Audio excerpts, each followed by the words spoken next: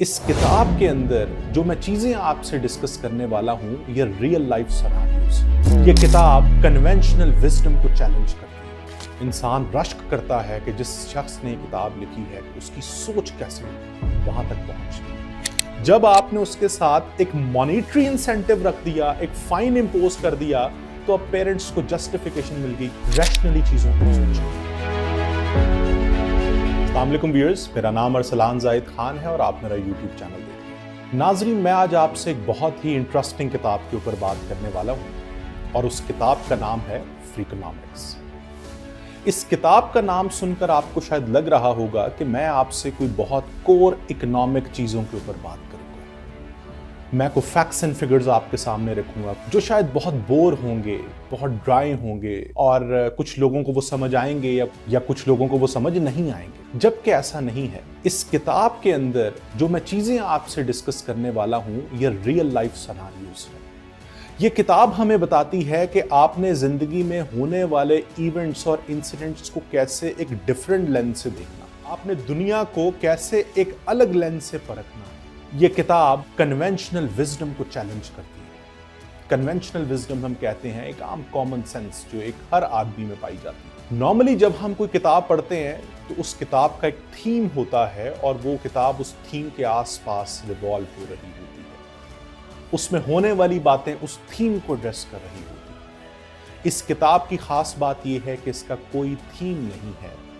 इस किताब में मल्टीपल एग्जाम्पल्स दी गई हैं। बहुत से अनएक्सपेक्टेड इवेंट्स को आपस में मिलाकर एक ऐसा आउटकम दिया गया है जिसको देखकर इंसान दंग रह जाता है और इंसान रश्क करता है कि जिस शख्स ने किताब लिखी है उसकी सोच कैसे वहां तक पहुंच गई, किस तरह से उसने कन्वेंशनल विजडम को साइड पे रखते हुए, कॉमन सेंस को साइड पे रखते हुए उन इवेंट्स को एनालाइज किया।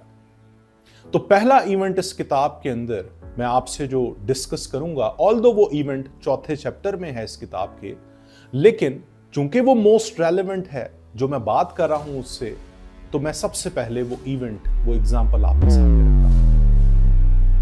नाज़रीन, 1960s में अमेरिका के अंदर क्राइम रेट बहुत तेजी से बढ़ना शुरू हुआ।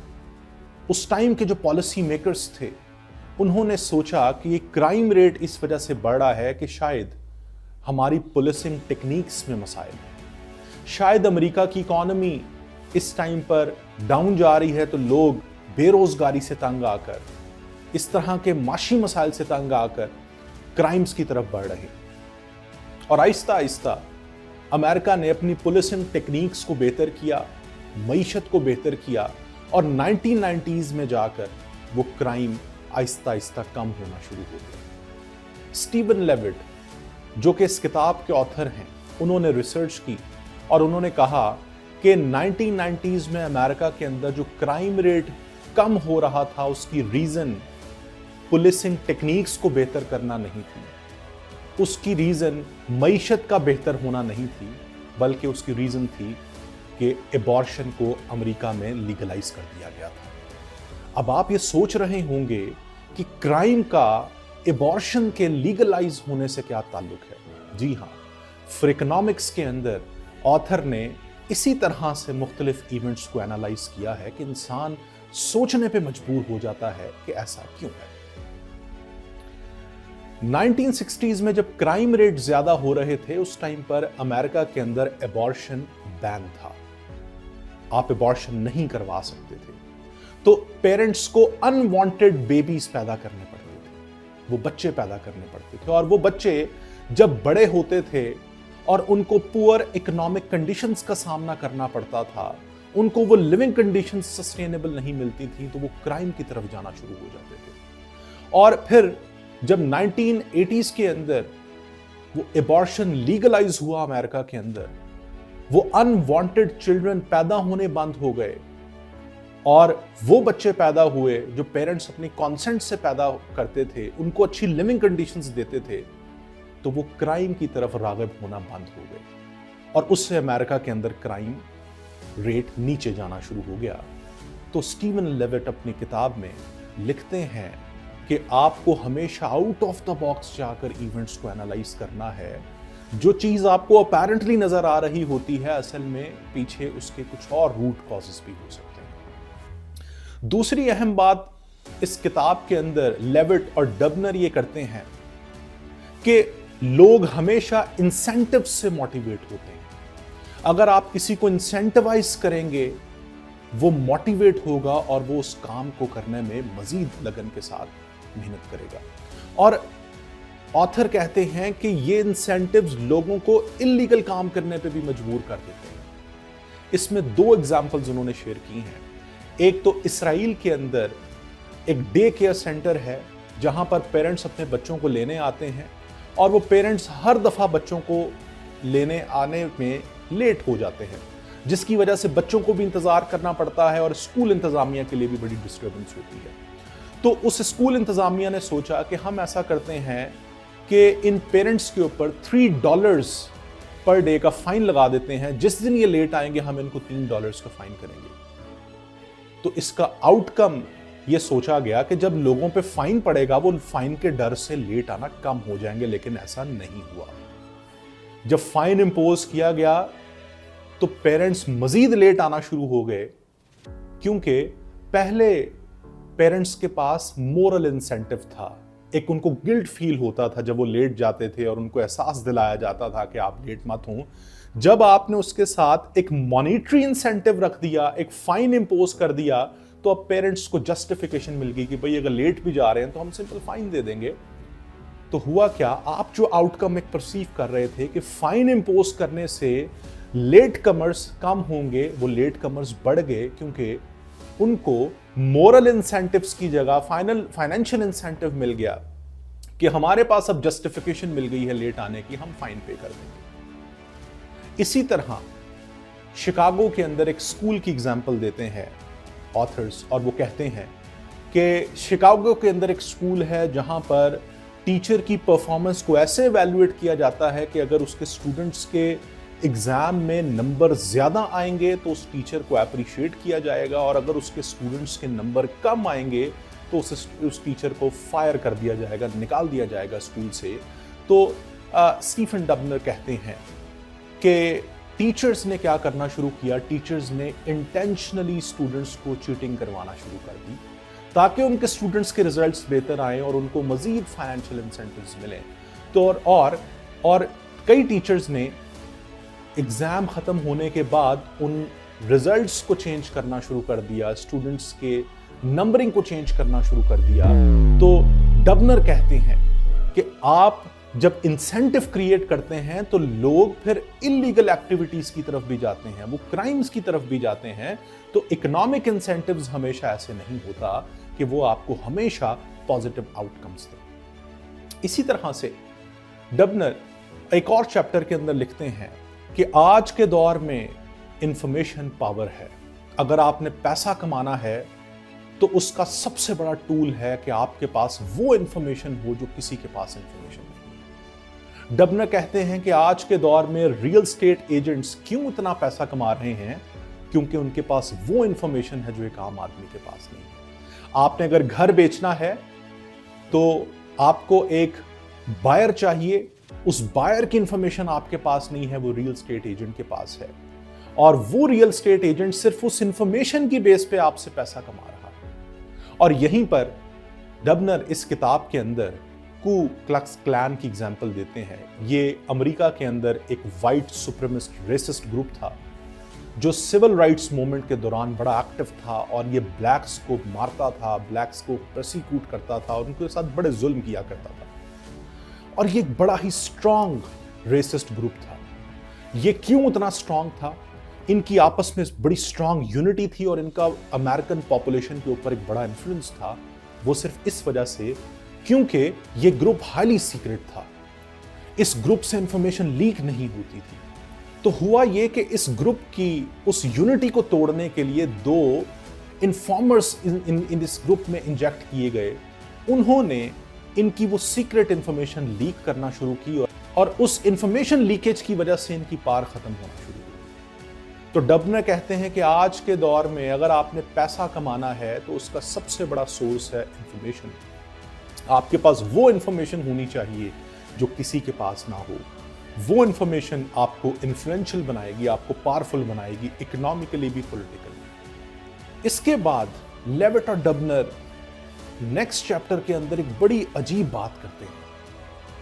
वो कहते हैं कि किसी भी शहर में रहने वाली प्रोस्टिट्यूट्स वो उस शहर के रहने वाले पढ़े लिखे तबके से ज्यादा पैसा कमाती हैं। और उन्होंने कंपैरिजन किया है एक प्रोस्टिट्यूट का एक आर्किटेक्ट के साथ। और ऑथर्स कहते हैं ऐसा इस वजह से है क्योंकि इकोनॉमी का कॉन्सेप्ट सप्लाई और डिमांड पे चलता है। प्रोस्टिट्यूशन के अंदर जो प्रोस्टिट्यूट्स हैं उनकी सप्लाई कम होती है, वो कम होती हैं, उनकी डिमांड बहुत ज्यादा होती है। और उस सप्लाई डिमांड के इम्बैलेंस की वजह से वो हमेशा ज्यादा रेट्स मांगती हैं अपने प्रोफेशन का, और उस ज्यादा रेट से वो पैसा कमाती हैं। जबकि आर्किटेक्ट बनने के लिए आपको एक डिग्री लेना पड़ती है, आपको ट्रेनिंग्स लेना पड़ती हैं, आपको जॉब एक्सपीरियंसेस चाहिए होते हैं, फिर आप एक मकाम पर जाते हैं और आप पैसा कमाते हैं। तो इस एग्जाम्पल में जो कंपैरिजन कर रहे हैं दोनों ऑथर्स एक प्रोस्टिट्यूट का एक आर्किटेक्ट के साथ, उस कंपैरिजन में वो ये बताना चाह रहे हैं कि हर इंसान जो एजुकेशन की तरफ या वर्क एक्सपीरियंस की तरफ या करियर पाथ की तरफ जाना चाहता है, वो इतनी सिंपल चीजें नहीं होती। जिस तरह से हम सोच रहे होते हैं कि करियर पाथ को ज्वाइन करके हम सक्सेसफुल बन सकते हैं, वो उतना आसान नहीं होता। उसमें बहुत से कॉम्प्लेक्सिटीज होती हैं। और इकोनॉमिक्स के प्रिंसिपल से देखें तो सप्लाई एंड डिमांड उस तरह के प्रोफेशंस को जो कि सोसाइटी में इलीगल होते हैं, उनको ज्यादा पैसा बनाने में के मौके देती हैं एज कंपेयर टू वो प्रोफेशंस जो एक सोसाइटी में बिल्कुल लीगल है। एक और इंटरेस्टिंग एग्जाम्पल इन्होंने अपनी किताब में दी है, वो ये है कि जब भी हमारे जहन में ड्रग माफियाज का जिक्र आता है तो हमें लगता है कि ये जो माफियाज हैं ये बड़े इन्फ्लुएंशियल लोग होते हैं, ये बहुत पैसे वाले लोग होते हैं, इनकी जिंदगियां लग्जरी से भरी होती हैं। जबकि ऑथर्स लिखते हैं कि 90% ड्रग माफियाज वो बहुत ही बुरी जिंदगी गुजार रहे होते हैं। उनकी लिविंग कंडीशंस पैथेटिक होती हैं, वो पैसा नहीं बना पा रहे होते। हां, जो 10% तबका है वो जरूर पैसा कमाता है, वो उन ड्रग माफियाज की एलीट होती है जिन्होंने अपनी पूरी जिंदगी में बुरे हालात देखकर और इलीगल एक्टिविटीज करके वो एक मकाम पर पहुंचते हैं। लेकिन वो सिर्फ 10% लोग होते हैं। 90% ड्रग माफियाज वो एक बहुत ही बदतरीन किस्म की जिंदगी गुजार रहे होते हैं। उनको हमेशा डर रहता है कि वो पकड़े ना जाएं, वो मारे ना जाएं, वो 2 टाइम का शायद पूरा खाना भी ना खा सकते हों। लेकिन ऐसा क्यों है? ड्रग माफियाज को कंपेयर किया है फ्रीकोनॉमिक्स बुक के अंदर कॉर्पोरेट सेक्टर के साथ। ऑथर्स लिखते हैं कि कॉर्पोरेट सेक्टर के अंदर भी जो ऊपर वाली एलीट होती है वो बहुत अमीर होती है, लेकिन निचले वाले 90% लोग एक सबसिस्टेंस की जिंदगी गुजार रहे होते हैं। लेकिन वो फिर भी काम कर रहे होते हैं क्योंकि वो एस्पायर कर रहे होते हैं कि एक ना एक टाइम में जिंदगी में हम भी उन 10% एलीट में पहुंचकर जिंदगी के अंदर आसाइशन ले आएंगे। तो इस किताब के अंदर ड्रग माफियाज की एग्जाम्पल वो देते हैं कि एक शख्स जिसको 2 वक्त की रोटी भी सही तरह से नहीं मिल रही, वो क्यों मोटिवेट हो रहा है, इनकरेज हो रहा है ड्रग माफियाज को ज्वाइन करने में? क्योंकि वो उस 10% एलीट को देख रहा होता है जो इन्फ्लुएंशियल है, और वो ना सिर्फ उन ड्रग माफियाज को बल्कि पूरी पॉपुलेशन को इन्फ्लुएंस कर रहे होते हैं। उनकी वो एस्पायरेशंस होती हैं कि हमने उस 10% एलीट के अंदर जाना है जिंदगी के किसी ना किसी हिस्से में। इसीलिए वो अपनी पूरी की पूरी जिंदगी एक सबसिस्टेंस और एक पैथेटिक लिविंग कंडीशंस में गुजारते हैं और अपनी फैमिलीज के साथ रहते हैं, और उसी तरह से एंड पे आकर मर जाते हैं। उनमें से कईयों को चांस मिलता है और कईयों को जिनको चांस नहीं मिलता, उनकी सारी जिंदगी जो है वो ड्रग डीलिंग्स और इस तरह की इलिसिट एक्टिविटीज में चली जाती है। तो अगेन इस एग्जाम्पल के अंदर उन्होंने इंसेंटिव्स की बात की, एस्पायरेशंस की बात की कि आप जिंदगी में करना क्या चाहते हैं, आप किस को एस्पायर कर रहे हैं। आप अगर पूरे टॉप एलीट पे किसी को एस्पायर कर रहे हैं तो आप ये क्यों नहीं देखते कि कितने लोग उस एलीट तक पहुंचते हैं और कितने लोग नहीं पहुंचते, और आप वो उस तक पहुंचने के लिए रास्ता क्या अख्तियार कर रहे हैं। इससे आगे चलते हैं और एक और एग्जाम्पल मैं आपसे शेयर करता हूं, और वो ये है कि ऑथर्स लिखते हैं कि पेरेंट्स जब बच्चों की परवरिश कर रहे होते हैं तो वो बहुत ज्यादा कॉन्शियस होते हैं। वो बच्चों की छोटी छोटी एक्टिविटीज को माइक्रो मैनेज कर रहे होते हैं कि बेटा तुमने ये करना है, तुमने ये नहीं करना, तुमने वो पढ़ना है, तुमने इस जगह नहीं जाना, तुमने इस चीज को हाथ नहीं लगाना, तुमने इस शख्स से नहीं मिलना। वो बच्चों के अंदर वो फियर क्रिएट कर रहे होते हैं, और वो इसलिए होता है क्योंकि वो सोसाइटी को एनालाइज कर रहे होते हैं, और सोसाइटी को एनालाइज करके वो कुछ ऐसी चीजों से बच्चों को रोक रहे होते हैं जिनमें उनकी परसेप्शन डेवलप हो गई होती है कि ये बहुत खतरनाक चीज है बच्चों के लिए। डबनर लिखते हैं कि अगर आप एक फादर से पूछें कि आपके बच्चे के हाथ में हम गन देना चाहते हैं, क्या हम ये दे दें, या आपके बच्चे को स्विमिंग पूल लेकर देना चाहते हैं कि वो अपने घर में उस स्विमिंग पूल के अंदर पानी भरे और उसको उसमें तैरना शुरू कर दे, तो आप देखेंगे कि वो फादर कहेगा कि नहीं, मेरे बच्चे को गन नहीं चाहिए, मेरे बच्चे को स्विमिंग पूल चाहिए। जबकि साइंटिफिक रिसर्च कहती है कि गन से ज्यादा बच्चों की अमवात स्विमिंग पूल में डूबने से होती है। डबनर कहते हैं कि यहां ये वो चीजें हैं जहां पेरेंट्स ने अपनी परसेप्शंस डेवलप की होती हैं कि बच्चों ने ये करना है, ये नहीं करना, उनको ये चीज चाहिए, ये नहीं चाहिए, उनके लिए क्या चीज खतरनाक है, क्या नहीं। वो उनकी सिर्फ परसेप्शंस होती हैं, जबकि असल में रैशनैलिटी कुछ और कह रही होती है। तो स्विमिंग पूल और गन की एग्जांपल देख के अगेन डबनर ने हमें बताया, आपको दुनिया में चीजों को सोचने के लिए कन्वेंशनल विजडम का सहारा नहीं लेना है, आपको आउट ऑफ द बॉक्स चीजों को सोचना है। और आखिरी मिसाल इस बुक में डबनर लिखते हैं कि बहुत सी सुपरस्टिशन सोसाइटीज में पाई जाती हैं। पेरेंट्स जब बच्चों के नाम रख रहे होते हैं तो वो शायद बच्चों के इकोनॉमिक फॉर्च्यून उससे रिलेट कर रहे होते हैं कि अगर हम अपने बच्चे का ये नाम रखेंगे तो हमारा बच्चा बड़ा फॉर्चुनेट होगा।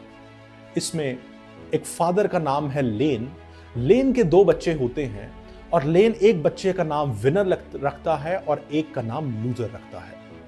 और लेन ये समझता है कि जो मेरा बच्चा विनर है ये बड़ा फॉर्चुनेट होगा और ये जिंदगी में बहुत पैसा बनाएगा और इकोनॉमिकली बड़ा प्रॉस्परस होगा ये। और लूजर को वो देखता है कि ये बदकिस्मत रहेगा, इसकी उस तरह से फॉर्चुनेट नहीं रहेगी जिंदगी। लेकिन जब वो बच्चे बड़े होते हैं तो उनका फ्यूचर बिल्कुल अपोजिट होता है। विनर एक्चुअली लूजर हो चुका होता है और लूजर एक बहुत ही कामयाब बिजनेसमैन बनता है। तो डबनर कहता है कि अगर हमें जिंदगी में कामयाब होना है तो हमें इस तरह की सोसाइटी में सुपरस्टिशंस को पीछे छोड़ना होगा, हमें रैशनैलिटी पे बिलीव करना होगा। बहुत से पेरेंट्स समझते हैं कि हम बच्चों की अच्छी तरबियत करेंगे तो वो बहुत तरक्की करेंगे, उनकी लाइफ बड़ी फॉर्चुनेट होगी। जबकि लेविट और डबनर कहते हैं बच्चों के अंदर जो ट्रेट्स होते हैं वो जेनेटिकली ट्रांसफॉर्म होते हैं, उनका ज्यादा ताल्लुक जेनेटिक ट्रेट्स से होता है ना कि पेरेंट्स की तरबियत से। तो इस तरह की एग्जाम्पल्स इन 2 ऑथर्स ने फ्री इकोनॉमिक्स के अंदर दी है और लोगों को सोचने पे मजबूर किया है कि आपने अगर इकोनॉमिक्स को देखना है तो माइक्रो लेवल पर अंडरस्टैंड करें। आपकी जिंदगी में होने वाले इंसिडेंट्स जो आपके लिए इंसेंटिव्स क्रिएट कर रहे हैं, आप किस तरह से उसको रिस्पॉन्ड करेंगे। आपकी जिंदगी में होने वाली ऐसी तब्दीलियां जिसका ताल्लुक आपके फ्यूचर से है, आप उसको एनालाइज कैसे करते हैं। अगेन वो इस पूरी किताब में एम्फेसिस करना चाह रहे हैं कि आप रैशनली चीजों को सोचें, आपकी थिंकिंग बड़ी रियलिस्टिक होनी चाहिए, वो सुपरस्टिशंस के ऊपर बेस नहीं होनी चाहिए। कोई इंसिडेंट आपकी जिंदगी में हो रहा है, उसके रूट कॉज को बेहतर तरीके से एनालाइज करें, आउट ऑफ द बॉक्स जाकर सोचें, क्रिटिकली इवैल्यूएट करें, तब आप जिंदगी में इंडिविजुअल लेवल पर भी कामयाब हो सकते हैं। और जब ये रवैया कौमें अपना लें तो कौमें भी इसमें कामयाब हो सकती हैं। मैं उम्मीद करता हूं ये किताब आपको इंटरेस्टिंग लगी होगी और मैं आपको सजेस्ट करूंगा कि ये किताब आप जरूर पढ़िए। میں اسی طرح آپ کے ساتھ مختلف کتابوں کے ریویوز شیئر کرتا رہوں گا. آپ کمنٹس میں اپنی سجیشنز دے سکتے ہیں کہ آپ نیکسٹ کس کتاب کا ریویو چاہتے ہیں کہ میں اس پہ بات کروں, اپنا انالیسس دوں. میں انشاءاللہ پوری کوشش کروں گا کہ میں اس کتاب کو آپ کے سامنے ڈسکس کر سکوں تاکہ آپ کو کسی نہ کسی حد تک فائدہ ہو سکے. بہت شکریہ.